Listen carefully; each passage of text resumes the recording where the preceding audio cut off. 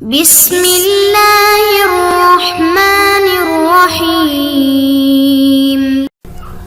السلام علیکم محترم سامعین اور عزیز طلبہ کرام، امید کرتا ہوں کہ آپ تمام احباب خیر و عافیت سے ہوں گے۔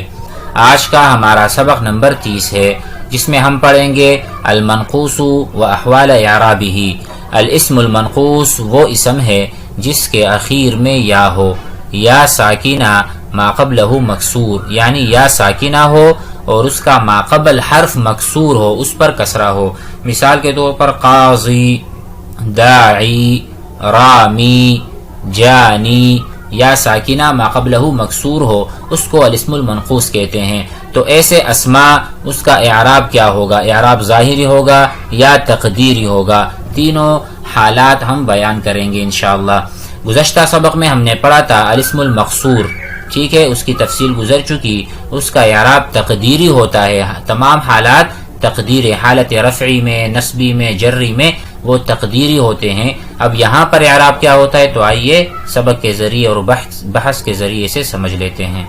بسم اللہ الرحمن الرحیم۔ الاسم المنقوص و احوال اعرابہ۔ الامثلہ: فر الجانی، جانی ظالم، ظالم بھاگ گیا، فر مانا بھاگنا، فرار ہونا، الجانی ظالم۔ عدل القاضی، قاضی نے عدل کیا، نادا المنادی، آواز دینے والے نے آواز دی۔ یندم الباغی، بغاوت کرنے والا یا ظلم کرنے والا نادم ہوتا ہے یا نادم ہوگا، فعل مضارع ہے۔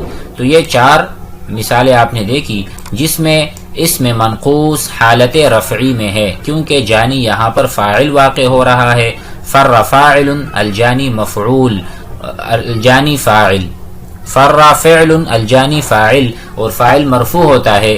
اسی طرح قاضی، منادی، باغی، لیکن اس پر رفع نظر نہیں آ رہا، یعنی ضمہ نظر نہیں آ رہا۔ اب دیکھیں حالت نصبی: حسبت، حبست الجانیہ، نحترم القاضیہ، سمعت المنادیہ، یکرہ الناس الباغیہ۔ یہاں پر مفعول بہ منصوب ہے، تو یہاں پر یعنی فتحہ ظاہرہ ہے، ہم کہیں گے الجانیہ مفعول بہ منصوب وعلامۃ نصبہ الفتحۃ الظاہرۃ علی آخرہ، تو اس پر تو کوئی اشکال ہمیں نہیں ہے۔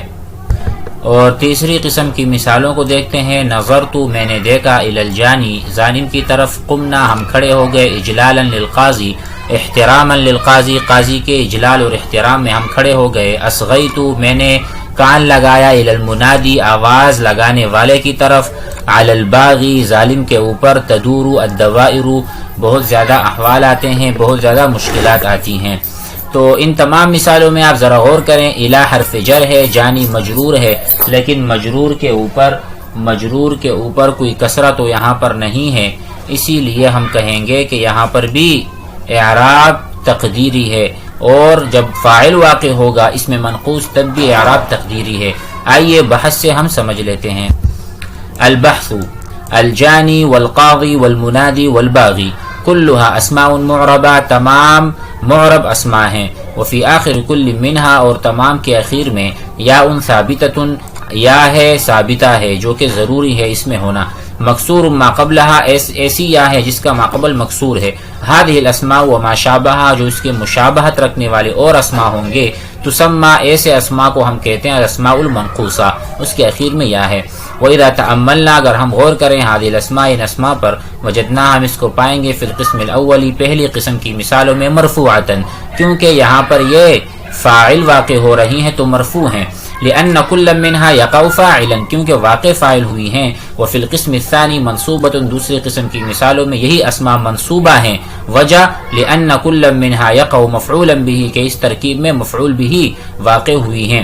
وفی القسم الثالث، اور یہی جو اسماء ہیں یہ مجرورہ ہیں بحرف جر فی الامثلۃ القسم الثالث، فی امثلۃ القسم الثالث مجرور ہے بحرف الجر۔ ولکننا لا نرى هنا من علامات الاعراب، علامات اعراب میں سے ہمیں کوئی علامت نظر نہیں آ رہی یا آ رہا، سوى الفتحۃ، سوائے فتحے کے، جو یہ درمیان والی مثالیں ہیں، منادیہ، باغیہ، التي هي علامة النصب، فما السبب في ظهور علامة النصب وحدها، تو صرف اور صرف ہمیں علامت نصب کیوں نظر آ رہا ہے، یعنی حالت نصبی میں، اور واختفا اور چھپی ہوئی ہیں علامتی الرفع والجر، جبکہ حالت رفعی اور جری میں ہمیں علامت نظر نہیں آ رہی، حالت نصبی میں نظر آ رہی ہے جو کہ فتحہ ہے۔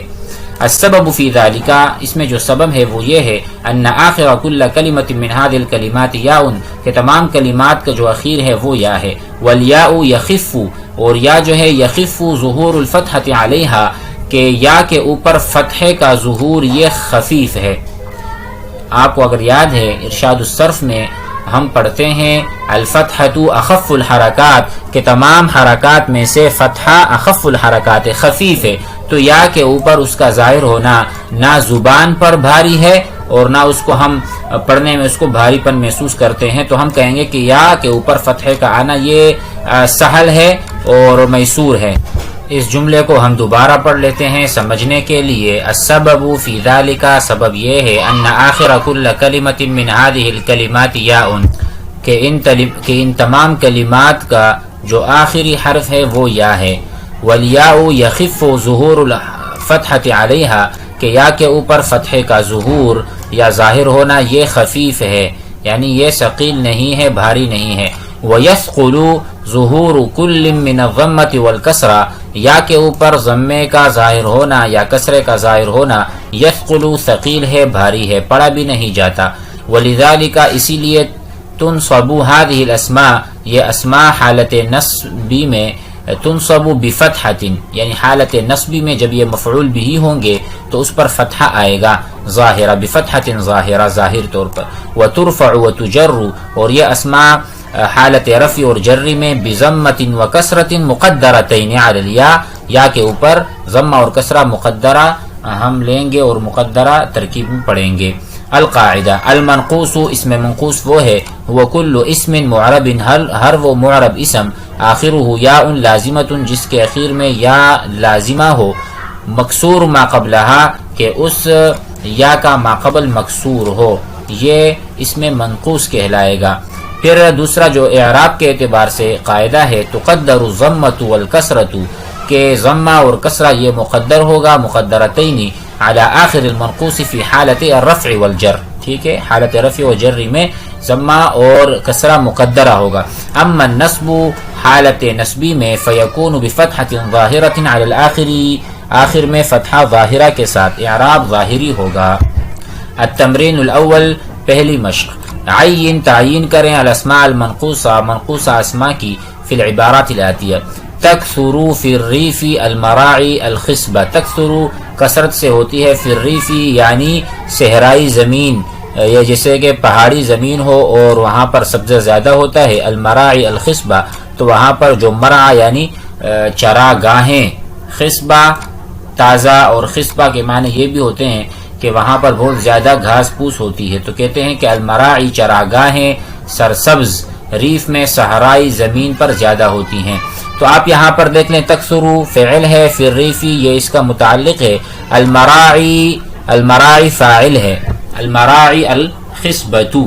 اب المراعی جو کہ فاعل ہے، فاعل مرفوع ہوتا ہے، لیکن یہاں پر ہمیں ضمہ نظر نہیں آ رہا، تو ہم کہیں گے المراعی فاعل مرفوع وعلامۃ رفعه الضمۃ المقدرۃ علی آخرہ منع من ظہورها الثقل، الثقل کہیں گے کہ یہاں پر ضمہ کا آنا ثقیل ہے۔ اسی طرح ایک اور مثال لے لیتے ہیں، یا یعذر الساہی، یعذر فعل مضارع مجہول ہے، الساہی نائب فاعل ہے، اور آپ کو پتہ ہے نائب فاعل بھی مرفوع ہوتا ہے فاعل کی طرح، لیکن یہاں پر ضمہ ظاہر نہیں ہے، تو ہم کہیں گے ساہی کو ہم کہیں گے کہ یہ نائب فاعل مرفوع ہے، وعلامۃ رفعہ الضمۃ المقدرۃ علی آخرہ منع من ظہور الثقل۔ اسی طرح او الناسی بھی ہے، اذا اخطأ، ولا عذر للمتمادی، ٹھیک ہے، فی الذنب۔ امید ہے کہ سبق سمجھ میں آ گیا ہوگا۔ النموذج، ترکیب کی مثال ہے، الرجل القاسی، ایسا آدمی جو کہ بہت سخت ہو، مکروہ ناپسندیدہ ہے، الرجل القاسی مکروہ۔ الرجل مبتدأ مرفوع بالضمۃ، الرجل اس پر ضمہ ظاہر ہے، القاسی نعت مرفوع لیکن یہاں پر تو رفع نظر نہیں آ رہا، یعنی ضمہ تو نظر نہیں آ رہا. نعت مرفوع بضمۃ مقدرۃ علی الیاء، کیونکہ یہ اسم منقوص ہے اور اسم منقوص حالت رفعی میں بضمہ مقدرہ ہوگا، بضمۃ مقدرہ. مکروہ خبر المبتدا مرفوع بضمۃ.